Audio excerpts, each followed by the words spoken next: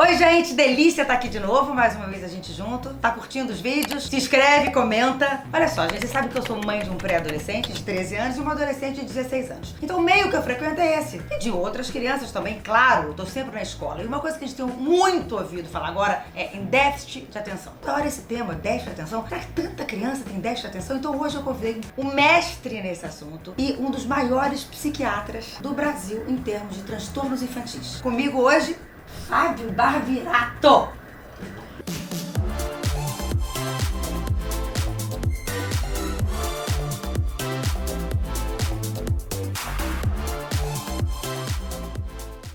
Fábio, muito obrigada. Eu sei que você vive correndo. Eu te agradeço. Não para um minuto e tá aqui me recebendo hoje aqui Obrigado. no teu consultório. Vamos começar do começo. O que é o déficit de atenção? Na verdade, o termo chamado transtorno de déficit de atenção e hiperatividade. É um transtorno que é descrito desde 1900. Então não é um transtorno novo não, é um transtorno bastante antigo. E ele tem sintomas bem claros, bem descritos. Sintomas de desatenção, sintomas de hiperatividade, sintomas de impulsividade, que comprometem crianças a partir de 3, 4, 5 anos de idade. Ele pode ter características principais de desatenção, que acometem crianças só com desatenção, ou crianças só com hiperatividade, ou crianças com desatenção e hiperatividade. Então está sempre atento em relação a crianças que são só desatentas, ou são só hiperativos, ou têm desatenção e hiperatividade. Como é que a gente pode distinguir, por exemplo, se uma criança tem déficit de atenção ou é por falta de limite? Por quê? Porque uma criança que tem déficit de atenção e hiperativa, ela é super agitada, ela não presta atenção nas coisas. Mas uma criança também que não tem limite, ela também é super agitada, não respeita as regras. Como é que você tem uma criança, você vai saber se ela tem déficit de atenção ou não? Ela precisa procurar um especialista. Comigo, assim, é uma pergunta bem legal. A gente mais hoje desfaz o diagnóstico do que faz. Porque tem muita criança que chega com o diagnóstico, na verdade não é. Tem outros quadros, ou não tem nada. Talvez por falta de limite ou por outras questões. Como é que você vai diferenciar isso? Primeiro, a criança tem que ter comprometimento desde cedo. Os sintomas já vão aparecer desde pequenininha. Já vai ter dificuldade na alfabetização. A desatenção já é vista em vários lugares. A desatenção não é vista só em casa, só na escola, é vista em todos os lugares. Você pede alguma coisa para ela, ela esquece. Então, quando ela volta para você, ela volta a saber, querendo saber o que você pediu mesmo para ela. Ela sai com você para jantar, ela não consegue ficar sentada para comer, ela não consegue ficar sentada para fazer alguma coisa no cinema, ela fica se mexendo. Então, a inquietude, a agitação dela não é só em um momento na escola, em todos os momentos. Uma criança que tem uma falta de limite, é uma questão dela não conseguir se controlar quando ela se incomoda por alguma coisa, quando ela está frustrada por alguma coisa. Aí, ela, na verdade, faz aquilo para chamar a atenção ou para ter o que ela quer. Uma criança com TDAH, não. Ela quer, mas ela não consegue. Por exemplo, aí a criança está passando por isso que você descreveu, essa falta de atenção, esquece as coisas, na escola está com dificuldade de prestar atenção, a professora chama, os pais explicam, olha, a criança está voando, não está prestando atenção. E os pais trazem aqui, você tem testes clínicos para ajudar a dizer que essa criança tem o TDAH? Excelente pergunta, sim. Na verdade, o TDAH é um transtorno clínico. Não existe nenhum tipo de exame que possa ser feito para fazer o diagnóstico. Então, o diagnóstico do TDAH é eminentemente clínico. Muitas das vezes o que a gente pede é uma avaliação neuropsicológica, que é um teste feito por uma psicóloga, para ver se a criança tem algum tipo de prejuízo, um comprometimento na aprendizagem, como dislexia, descalculia. Normalmente dizem que essas crianças que têm déficit de atenção, elas têm QI alto. Isso procede ou não, nem sempre? Não, nem sempre. Assim, duas coisas importantes. Ter TDAH não é sinônimo de prejuízo na escola.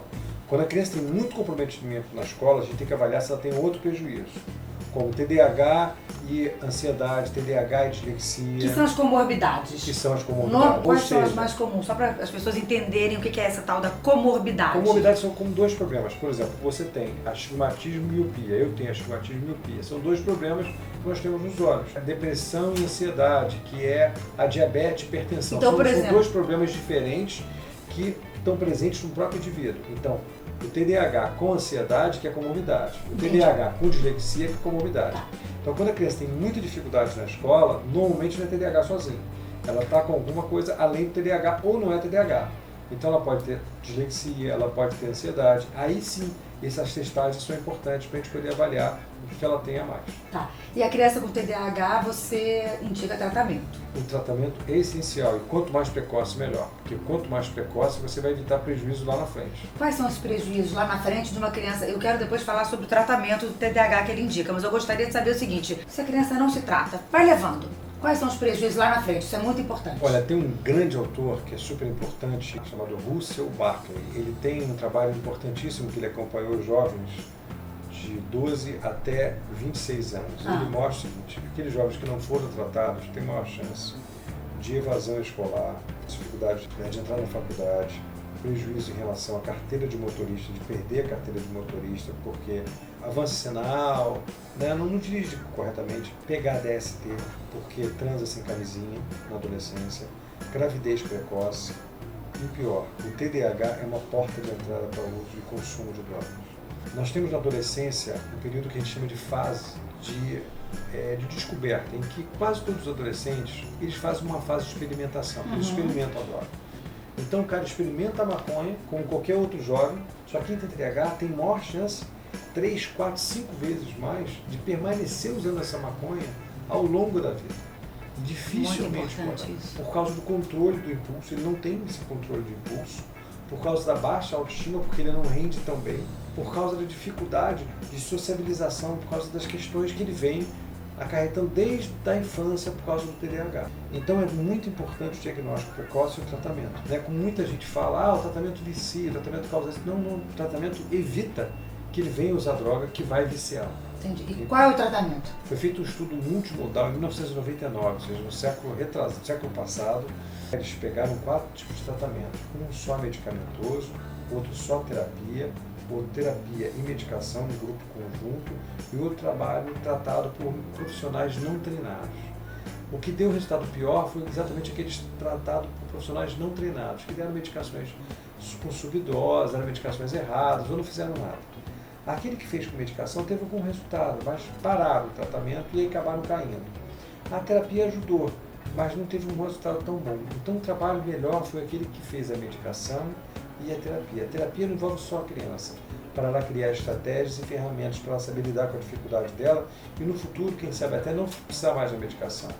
Mas a terapia também orienta os pais a serem um suporte para aquela criança, porque eu também tenho que mudar certas condições dentro de casa, porque a criança tem que criar autonomia, porque a criança com TDAH normalmente não tem autonomia. Então eu preciso que a criança crie autonomia. E aí eu preciso que esses pais deixem de ser esse cérebro acessório da criança. Então eu também tenho que orientar esses pais. Então o trabalho conjunto é a medicação e o trabalho de terapia para a criança e para os pais. Gente, é muito importante porque a gente ouve falar que as crianças que têm TDAH sofrem muito, porque elas são consideradas que não conseguem nada, as notas são ruins. Não é vagabundo, né? Aquela criança que não tenta, que não quer. Você não consegue, precisa de ajuda. Então por isso que eu quis fazer esse tema, porque eu ouço muito isso na escola, o tempo inteiro. Acho que é um tema importantíssimo para você, de repente, estar passando isso com o teu filho, de procurar ajuda. E é o psiquiatra, que é a pessoa apta para dar esse laudo.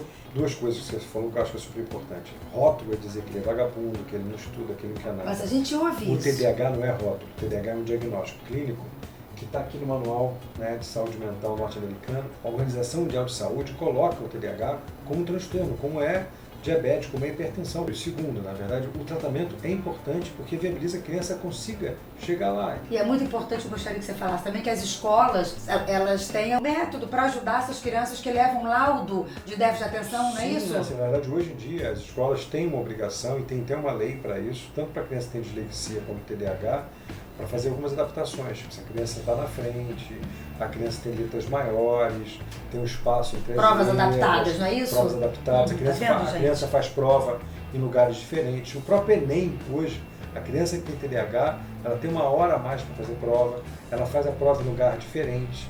A criança que vai fazer prova, por exemplo, nos Estados Unidos, vai fazer o ACT, um laudo, por exemplo, de um profissional que tem a titulação de um psiquiatra da infância e adolescência aqui no Brasil, vale para os Estados Unidos, e aí essa criança vai ter chance de fazer a prova de 25% a 50% mais tempo, ou seja, ela vai ter 50% mais tempo para tentar pleitear uma prova para entrar numa faculdade norte-americana. Então olha que legal. Né? Então, maravilhoso. Agora, é lógico, tem que ter o diagnóstico correto para poder fazer o tratamento correto. A gente vê muita gente fazendo o diagnóstico errado. O diagnóstico ele é feito por um médico bem treinado, pode ser um psiquiatra da infância ou um neuropediatra, mas tem que ser um profissional treinado. Você não vai fazer cirurgia plástica, qualquer cirurgião plástico. Da mesma forma, quando você vai fazer cirurgia plástica, você vai procurar se o cara tem título ou não de cirurgião plástico, você vai procurar ver se o teu médico tem um título ou não de psiquiatra da infância. Só isso que a gente recomenda. E o número de crianças com TDAH é 5,4% da população mundial.